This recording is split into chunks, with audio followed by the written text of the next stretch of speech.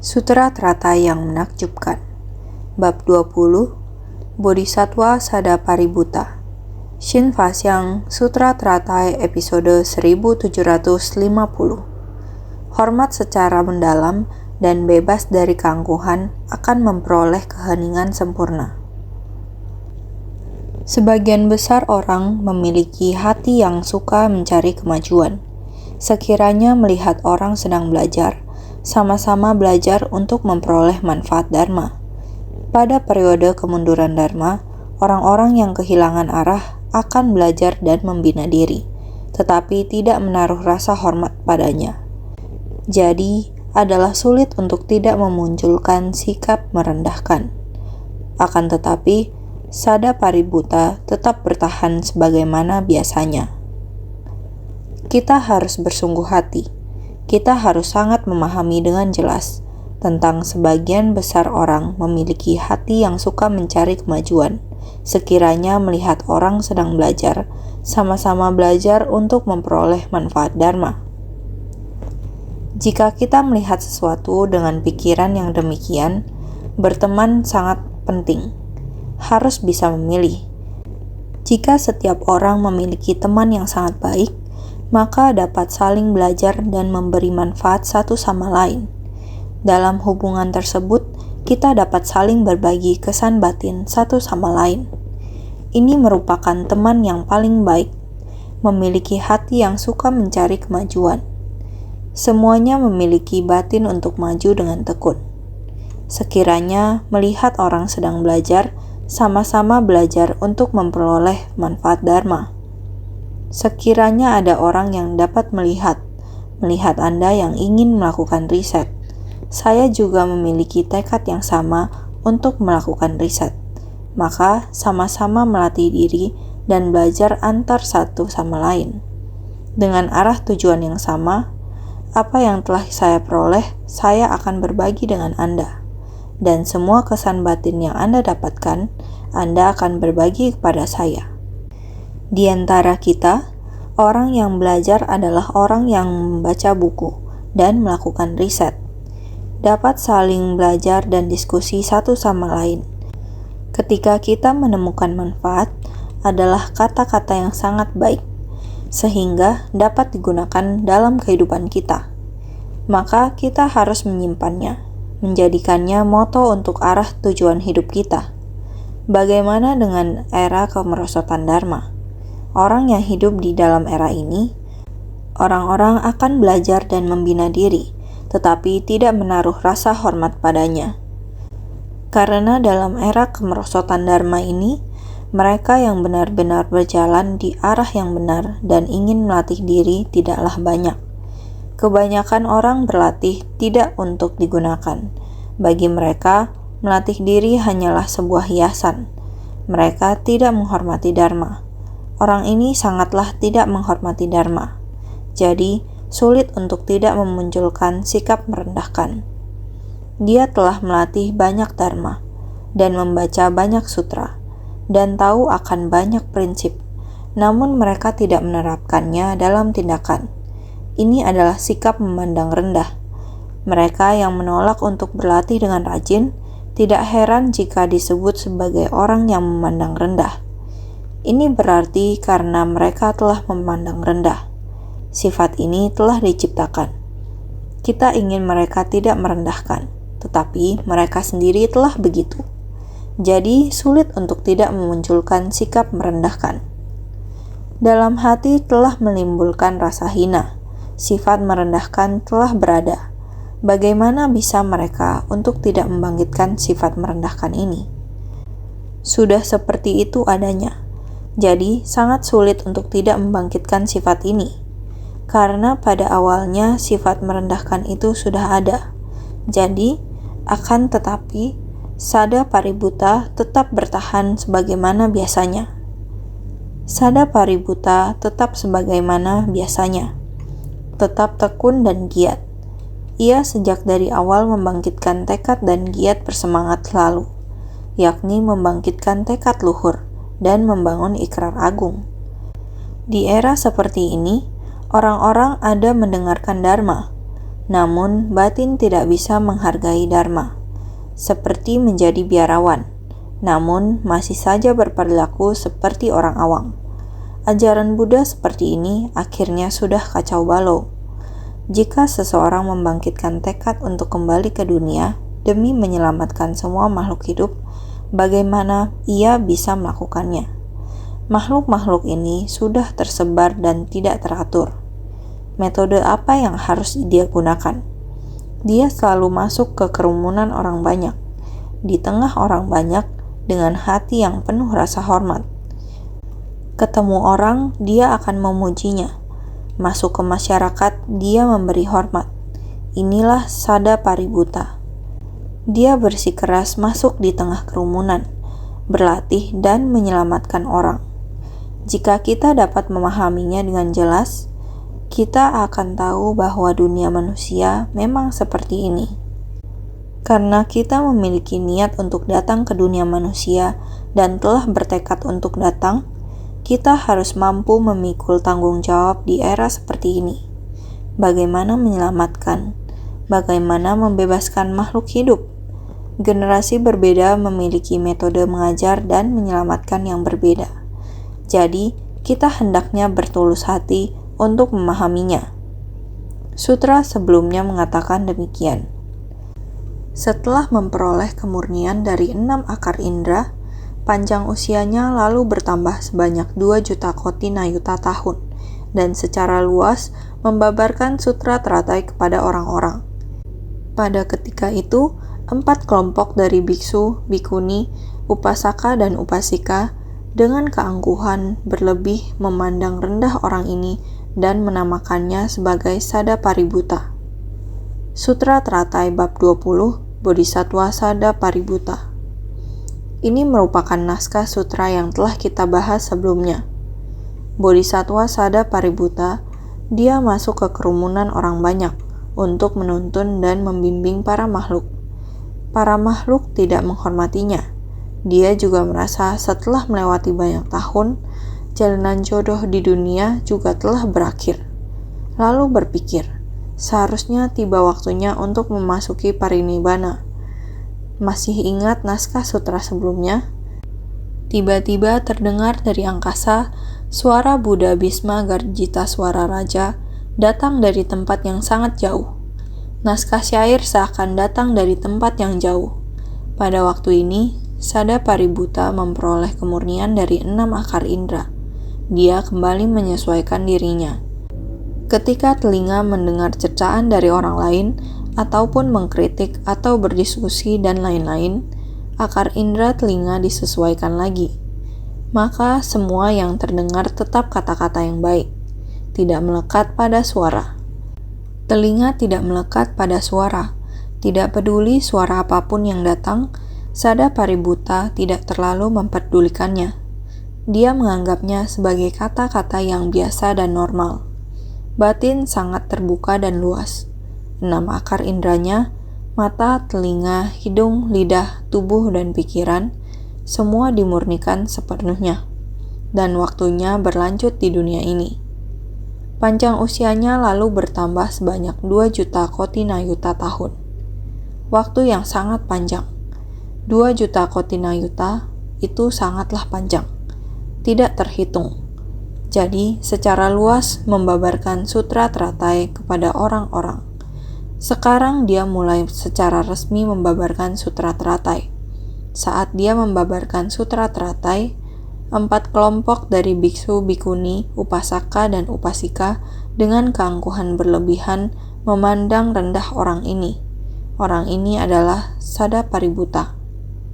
Orang-orang ini semua meremehkan Sada Paributta. Orang-orang ini adalah kumpulan orang-orang yang menamakannya sebagai Sada Paributta. Mari kita lanjut mendengarkannya lagi.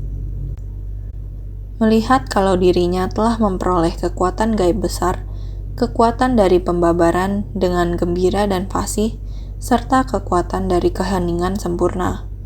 Setelah mendengar pembabarannya, mereka semua meyakini, tunduk dan mengikutinya. Sutra Teratai Bab 20, Bodhisattva Sada Paributta. Di masa lalu sangat dipandang rendah, namun setelah melewati beberapa waktu, Sada Paributa mengatur ulang kondisi. Bagaimana cara menyelamatkan orang? Dia pun mulai mengatur kondisi, baik-baik mengajarkan kitab. Orang-orang ini melihat perubahan Sada Paributa. Dia sudah memperoleh kekuatan gaib besar. Apa yang dikatakan kekuatan gaib besar? Artinya tampak sudah menguasai semua dharma, terutama pembabaran dharma dengan gembira dan fasih. Awal pembicaraan, ada orang yang mengeluarkan pertanyaan. Dia menjawab dengan sangat senang. Bukan hanya menjawab, ada orang bertanya. Dia akan membalasnya satu persatu. Dari orang yang memantul atau bumerang bisa dijinakkan, menerima tanpa ada bantahan. Kekuatan dari keheningan sempurna, setelah mendengar pembabarannya, mereka semua meyakini, tunduk dan mengikutinya. Ini semua orang setelah mendengarkannya, mereka percaya Bodhisattva Sada Paributa, dharma yang diajarkannya, kebenarannya, semua orang sangat percaya. Sangat patuh terhadap ajaran yang diajarkan oleh Sada Paributa. Semua berubah 180 derajat. Beginilah jalinan jodoh. Selama itu melewati banyak tahun, selalu melihat Sada Paributa. Ternyata dia adalah biku bodhisattva. Melihat kalau dirinya telah memperoleh kekuatan gaib besar, kekuatan dari pembabaran dengan gembira dan fasih. Mendengarkan dharma dari angkasa, semuanya mampu diterima dan ditegakkan olehnya. Ditambah lagi dengan kekuatan pemahaman sepenuhnya, secara luas dan gembira membabarkan makna dharma pada orang-orang dengan kefasihan tanpa rintangan. Zaman Sang Buddha dibandingkan dengan masa Buddha sebelumnya, Buddha Bhisma Garjitaswara Raja, jaraknya sudah kalpa tak terhingga. Jaraknya dengan zaman Buddha Sakyamuni itu tidak dapat dihitung dengan ingatan.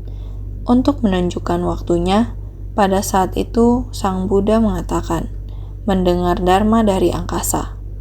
Zaman kita sekarang ini, bukankah juga sangat mudah untuk mendengarkan dharma di udara? Duduk di sini, meskipun sekarang ini mengeluarkan suara juga sangat susah. Semuanya mendengar dengan kesungguhan hati. Orang yang dekat mendengarnya dengan jelas. Orang yang jauh, saya bertanya kepada mereka, sebenarnya terdengar oleh kalian atau tidak? Ada terdengar suara. Apakah jelas setiap kata-kata yang diucapkan? Ada, namun di sudut yang lain terdengar suara, namun tidak tahu sedang mengatakan apa. Di sekeliling Gria Jingse yang dekat terdapat tempat yang terhalangi. Bagaimana dengan orang yang jauh? Di luar negeri bertanya, akhir-akhir ini saya berbicara, apakah kalian mendengarkan dengan jelas? Semuanya akan menjawab saya dan mengatakan, ada, jelas, tidak ada perbedaan, jelas. Maka bukan hanya di Taiwan saja yang dapat mendengarkan, negara lain yang sangat jauh, mereka juga mendengarkan dharma, menghirup keharuman dharma. Semuanya kembali akan mengatakan satu kalimat. Kami sangat giat bersemangat. Kami setiap hari menghirup keharuman dharma. Sekarang saya sedang mengatakan apa, tahu tidak? Tahu, Bodhisattva Sada Paributa dengan hati yang penuh dengan rasa hormat terjun ke dalam kerumunan orang banyak. Oh, dengan jelas. Ini harus berterima kasih pada zaman sekarang ini. Teringat tahun 2019 di ruang tamu sedang telekonferen dengan Malaysia, termasuk juga dengan insan suci yang menanggulangi bencana di Laos. Mereka pulang ke Gria Jingse. Sekitar 20 orang yang kembali ke Gria Jingse berbagi kesan bersama-sama dengan mereka, menceritakan proses mereka membagikan santunan, menanggulangi bencana, dan mengatakan akan melanjutkannya. Akan membagikan santunan lagi ke sana. Bantuan darurat, bantuan jangka menengah, selanjutnya masih harus pergi. Membagikan beras, minyak, gula, dan lain-lain untuk membantu mereka. Selama masa sebelum musim tanam, sedangkan padi telah hanyut terbawa arus air. Tidak ada lagi benih padi, sehingga kita harus membeli benih padi. Benih padi dari mana? Benih padi jenis apa? Ada beberapa pengusaha di Laos. Mereka sangat antusias. Mereka bersedia bertanggung jawab dan membantu kami dengan pergi ke lokasi untuk memilih benih yang sesuai. Mereka pergi ke lokasi untuk mengevaluasi dan memahami. Yang demikian ini seperti estafet. Bodhisatwa membimbing satu orang demi satu orang. Satu orang meneruskan kepada orang lainnya. Dari Taiwan, Bodhisatwa dunia menyelamatkan para makhluk alam semesta. Mereka sampai ke negara yang sangat jauh, yang terkena dampak bencana yang sangat parah. Beberapa kali bencana tak putus-putusnya terjadi. Iklim cuaca terus-menerus buruk, sehingga terjadi sangat banyak bencana. Maka mereka harus pergi lagi dan pergi lagi. Bencana yang lain lagi. Namun kita tetap saja memberikan bantuan. Malah semakin luas dan semakin luas. Daerah cakupan semakin banyak, sehingga orang setempat juga semakin mengenal Seci. Tuan Kuo dari Malaysia, dia mengatakan seperti ini. Dia berkata, "Saya bertemu orang akan berbicara tentang Seci dengannya. Bertemu orang selalu membabarkan Dharma untuknya. Ini adalah satu sisi membawa orang, satu sisi hendak memberitahu dia bagaimana Seci melakukan sesuatu." Bahkan Luo Meizu selalu memberi bimbingan kepada mereka. Tindakan kita, wibawa kita, berbagai gaya hidup kita, harus ada aturan seperti ini. Karena dia puluhan tahun ini di bantuan bencana internasional. Beberapa bodhisatwa semua adalah personel penting di bantuan bencana internasional. Mereka sering pergi memberikan bantuan bencana internasional. Jadi mereka sangat kenal. Sekali ini pergi, dia bagaikan ibu sedang menjaga anggota tim, seperti hati seorang ibu. Dalam kehidupan sehari-hari, pola hidup dia juga perhatian. Memperhatikan sampai orang yang membantu kami membawa mobil, dia juga seperti ini satu persatu memberi perhatian padanya. Apakah ada minum air? Jangan terlalu capek. Sudah menyetir perjalanan begitu panjang, apakah mau istirahat? Bahkan dia juga menenangkan supir. Supir juga jadi terkesan. Saat mobil berhenti, supir mengikuti tim. Dia juga ingin ikut masuk. Sedang melakukan apa? Apakah saya bisa bantu? Sampai akhirnya, supir masih bisa memberitahu mereka. Seperti ini, apakah saya boleh masuk organisasi ini? Inilah menyelamatkan orang. Tiada orang yang tidak diselamatkan. Tiada dharma yang tidak dibabarkan. Inilah bodhisatwa dunia. Melihat penderitaan para makhluk, dengan maha welas asinya menghapus penderitaan. Setelah berhasil menghapus penderitaan mereka, dilanjutkan dengan membabarkan dharma. Meskipun orang apapun, dia masih tetap sama memberitahukan orang lain. Memperkenalkan Seci. Dimulai dari jalinan jodoh uang 5 sen. Diceritakan sampai metode dalam pertolongan bencana internasional. Karena perjalanan yang panjang, waktu yang lama, sehingga sangat ada banyak waktu untuk berbicara. Sehingga dengan diceritakan, maka para pebisnis setempat di atas mobil sambil mendengarkan dharma. Inilah mendengarkan dharma, baik itu dari atas udara turun ke bawah, seperti mereka di sana dan kita di sini. Karena ada bencana di sana, orang di sini pun bersungguh hati membantu.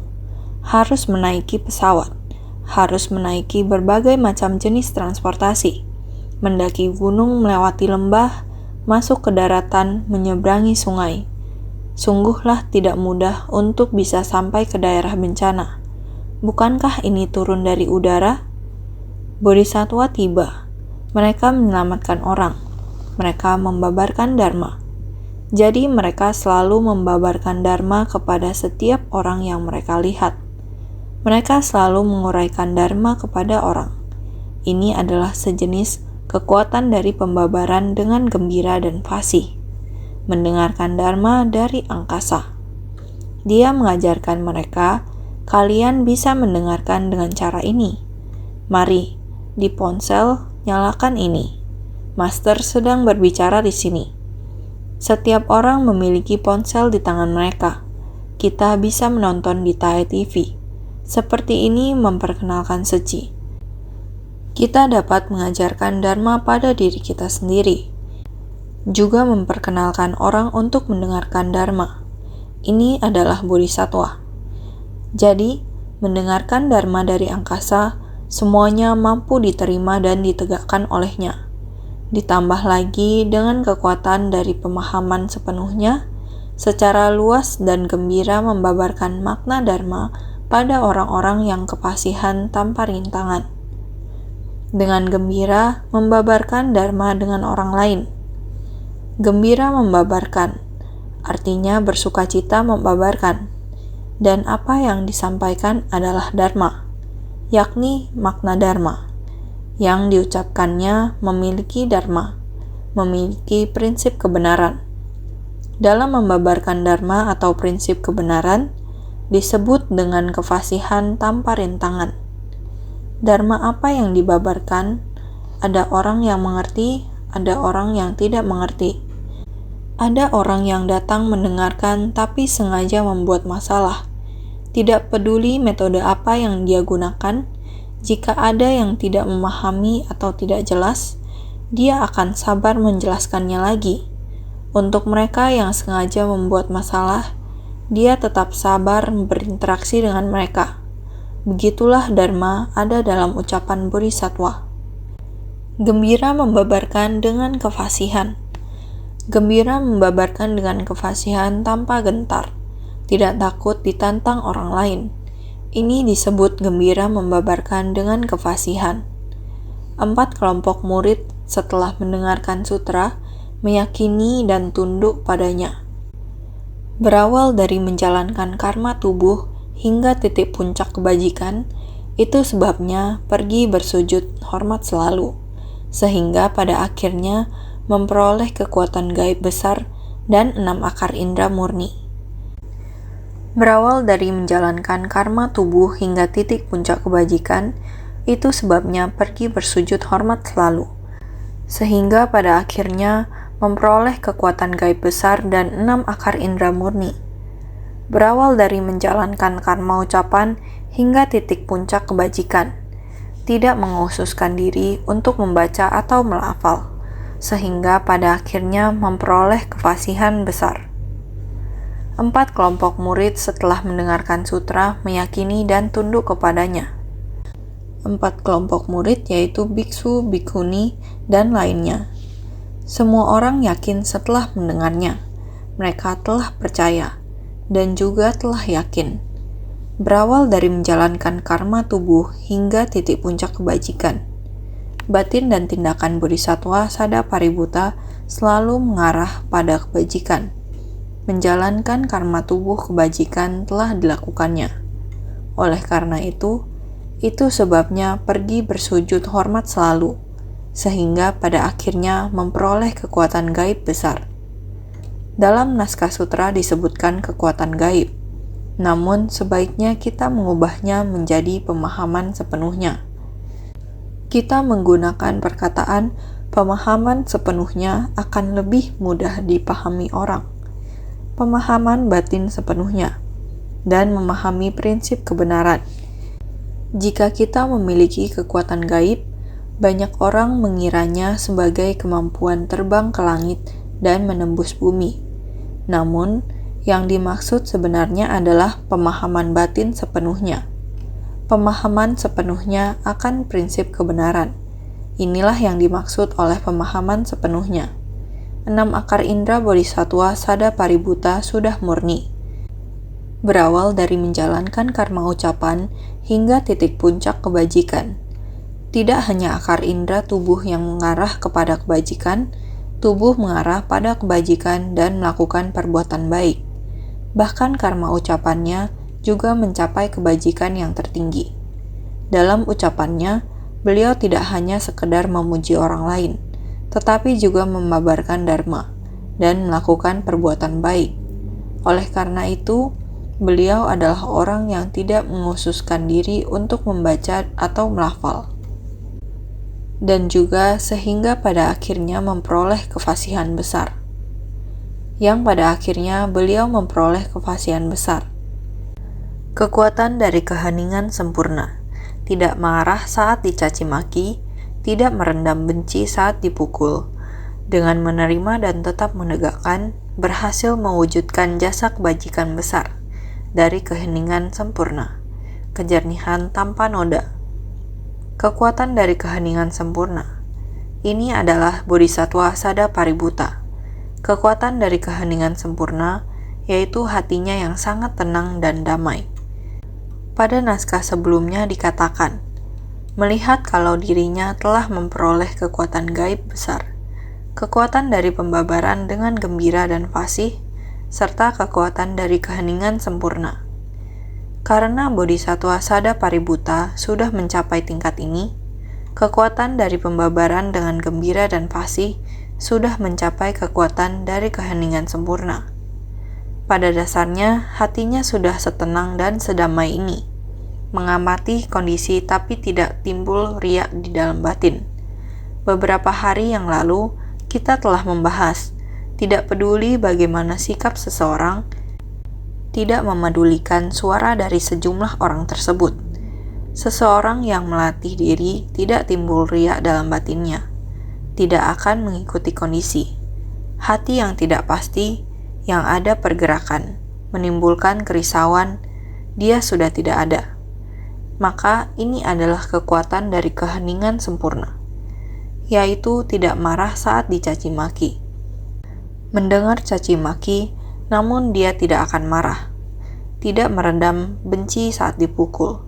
Dengan menerima dan tetap menegakkan, berhasil mewujudkan jasa kebajikan besar. Ini adalah kekuatan dari keheningan sempurna miliknya. Yang semacam ini kita harus belajar. Kita setiap hari berada di dunia. Kita setiap hari memandang wajah orang. Kita setiap hari mendengarkan suara. Ekspresi orang, suara orang. Sebenarnya apakah itu yang baik atau yang buruk? Kita tidak perlu untuk membedakannya. Hanya sebersit niat, batin harus tenang. Meminjam kondisi untuk melatih batin. Semua kondisi ini adalah sedang melatih batin saya. Suara yang baik maupun buruk melatih saya hingga membuat batin saya teguh. Batin saya hening. Tidak akan dikarenakan kondisi membuat batin saya tergerakkan. Jadi, memandang kondisi tapi tidak timbul riak di dalam batin. Inilah kekuatan dari keheningan sempurna. Dengan menerima dan tetap menegakkan, berhasil mewujudkan jasa kebajikan besar. Adalah meminjam kondisi ini untuk membina diri. Telah berhasil mewujudkan jasa kebajikan besar. Jasa kebajikan ini itu adalah keheningan sempurna, kejernihan tanpa noda. Inilah kondisi batin hening dan jernih, tekad yang luhur dan luas. Inilah bab pendahuluan dari Sutra Makna Tanpa Batas. Untuk melatih praktik bodhisattva, harus kondisi batin hening dan jernih, tekad yang luhur dan luas. Selalu mengatakan kepada semua orang, batin tidak boleh terpisah dari kondisi batin hening dan jernih, tekad yang luhur dan luas. 8 kata yang singkat ini, jika kita mampu untuk melakukannya, maka ini berarti belajar praktik Bodhisattva Sada Paribuddha. Kekuatan dari keheningan sempurna berasal dari kemurnian yang membangkitkan kekuatan dayana.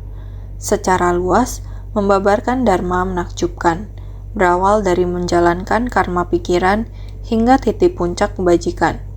Menaruh rasa hormat secara mendalam dan bebas dari keangkuhan, sehingga pada akhirnya memperoleh keheningan sempurna. Kekuatan dari keheningan sempurna berasal dari kemurnian yang membangkitkan kekuatan dhyana. Beginilah cara kita mencapai samadhi. Samadhi artinya perenungan dengan tenang. Berada dalam kondisi ini dapat membuat tubuh kita tenang. Kita telah dapat memperoleh perenungan dengan tenang. Tidak peduli lingkungan macam apa yang kita hadapi, batin kita tidak akan tergerak, dan otak kita akan tetap tenang. Dengan tenang merenungkan. Renungkan bagaimana kita menghadapi arah kehidupan ini. Bagaimana masuk ke dunia manusia untuk mengubah makhluk hidup. Ini sangatlah penting, karena ingin masuk ke dunia manusia harus secara luas membabarkan dharma menakjubkan.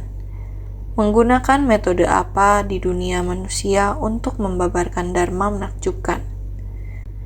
Berawal dari menjalankan karma pikiran hingga titik puncak kebajikan. Dari awal sudah harus membangkitkan sebersit niat, atau membangkitkan tekad dulu. Anda dan saya sama saja. Saya juga harus membangkitkan tekad dulu, baru bisa mengontrol pikiran. Batin telah kokoh. Saya harus masuk ke kerumunan orang banyak untuk melakukan hal ini. Teguh ikuti arah tekad, maka batin tidak akan berpindah. Tidak akan menjauh lagi. Inilah batin.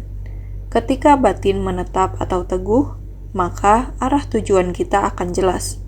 Maka batin kita akan fokus.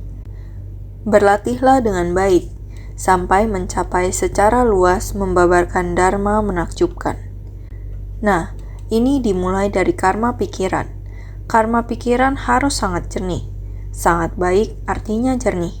Lingkungan yang tenang dan jernih, karma pikiran harus sampai pada kondisi ini. Jadi, menaruh hormat secara mendalam dan bebas dari keangkuhan. Sikap kita terhadap orang lain harus tulus, dan kita harus menerima mereka dengan dalam dan setia, agar kita dapat melayani orang lain dengan ketulusan yang terdalam. Kita bersumbangsi tanpa kesombongan, dan memperlakukan ini sebagai tempat pelatihan spiritual kita. Kita berdana, dan bekerja keras untuk menolong orang. Melihat mereka menerima dan mereka bersukacita, kita mengalami kegembiraan dharma. Jadi, menaruh hormat secara mendalam dan bebas dari keangkuhan. Kita sudah gembira, apalagi yang masih perlu disombongkan. Karena tempat latihan spiritual ini memungkinkan kita untuk mencapai tujuan latihan kita. Oleh karena itu, menjalankan karma pikiran hingga titik puncak kebajikan, menaruh hormat secara mendalam dan bebas dari keangkuhan, sehingga pada akhirnya memperoleh keheningan sempurna. Memperoleh keheningan sempurna ini adalah kita dengan bersungguh hati, dan kita peroleh dari batin yang murni tanpa noda. Jadi, setelah mendengarkan pembabarannya, mereka semua meyakini, tunduk dan mengikutinya. Panjang usianya tak terhingga. Seiring waktu yang mengalir, perlahan-lahan orang-orang melihat kalau bodhisattva ini memiliki kekuatan demikian. Semuanya menaruh keyakinan mendalam dan mengikutinya dengan penuh hormat, serta mendapatkan bimbingan sesuai dharma. Kita harus benar-benar bersungguh hati. Kita mendengar apa yang dikatakan olehnya, dan kita tidak meremehkan perkataannya. Orang-orang ini sepenuhnya percaya dan mengikuti, terutama terhadap suara Buddha Bhisma Garjitaswara Raja. Selanjutnya ada dukungan dan berbagai kondisi. Panjang usianya tak terhingga, sehingga seiring waktu yang mengalir perlahan-lahan, orang-orang melihat kalau bodhisattva ini memiliki kekuatan demikian. Orang-orang ini dalam jangka waktu yang sangat lama, perlahan-lahan mulai memahami bahwa Bodhisattva Sada Paributta telah berjuang begitu lama, hingga akhirnya mencapai pencapaian besar. Mereka yang sebelumnya arogan dan meremehkannya, setelah sekian lama melihatnya, akhirnya menyadari kalau biksu ini sebenarnya adalah seorang bodhisattva. Dalam perjalanan waktu yang panjang ini, mereka akhirnya menyaksikan bahwa sosok tersebut memanglah seorang bodhisattva. Bodhisatwa ini memiliki kemampuan luar biasa dalam mengajarkan dharma, dengan makna yang sangat dalam dan tak terhingga. Oleh karena itu, semuanya menaruh keyakinan mendalam. Orang-orang ini telah mulai memiliki kepercayaan dan rasa hormat yang sangat dalam terhadap Bodhisattva Sadapaributta, sehingga yang dia sampaikan semuanya mengikuti, menghormati, yang dikatakan semuanya benar. Sekarang meyakini, menerima, mengamalkan, dan mempraktekkan. Berubah sesuai dharma, sesuai dengan ajaran Bodhisattva Sadapaributta. Membimbing orang-orang ini sangat tidak mudah, sangat susah payah. Kita mendengarkan Bodhisattva Sadapaributta demikian mempertahankan diri membina diri, dengan susah payah menghadapi orang banyak. Orang-orang ini bagi Sadapaributta demikian meremehkan. Dia masih menggunakan waktu yang lama. Akhirnya, sekian lama melihat Bodhisattva, sehingga lama-kelamaan akan terlihat hati seseorang. Benar-benar menggunakan waktu yang lama, membiarkan masa lalu berlalu. Melihat Bodhisattva yang sebenarnya menggunakan cara ini untuk membimbing para makhluk. Semua orang terharu, bersukacita, mematuhi dan meyakini. Sangat tidak mudah, juga sangat bersusah payah. Saudara sekalian, Bodhisattva Sadapaributta benar-benar merupakan teladan pembinaan diri kita. Kita harus menghormati dari dalam batin, senantiasa bersungguh hati, bersukacita dan bersungguh hati, meyakini, menerima, mengamalkan, mempraktekkan, sehingga harus senantiasa lebih bersungguh hati.